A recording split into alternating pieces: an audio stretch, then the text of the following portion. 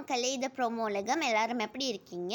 CWC பற்றி ஒரு பெரிய புது அப்டேட் இருக்குது மக்களே. அது என்னென்னு தெரிஞ்சுக்கணும்னா நீங்கள் மறக்காமல் இந்த வீடியோவை வந்து ஃபுல்லாக ஸ்கிப் பண்ணாமல் கடைசி வரைக்கும் பாருங்கள். மார்ச் 23 வந்து நம்ம ரக்ஷிதா ஃபீனிக்ஸ் மாலில் ஒரு கான்சர்ட் பண்ணுற போகிறாங்களா, இதை பற்றி தான் அவங்க வந்து இன்ஸ்டாவில் ஷேர் பண்ணியிருக்காங்க.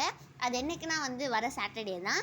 அப்புறமா சிவங்கியும் வந்து ஹிந்துஸ்தான் காலேஜில் மார்ச் 23 அன்றைக்கி தான் வந்து ஒரு கான்சர்ட் பண்ண போகிறாங்க. அதே மாதிரி அஸ்வினும் வந்து 23 அன்றைக்கி தான் வந்து அவங்களும் ஒரு காலேஜில் வந்து ஒரு ஈவெண்ட் பண்ண போகிறாங்க. அது என்ன காலேஜ் அதெல்லாம் வந்து தெரிஞ்சுக்கணுன்னா ப்ரோமோ உலகமில் ஏற்கனவே இருக்க வீடியோலாம் போய் பாருங்கள்.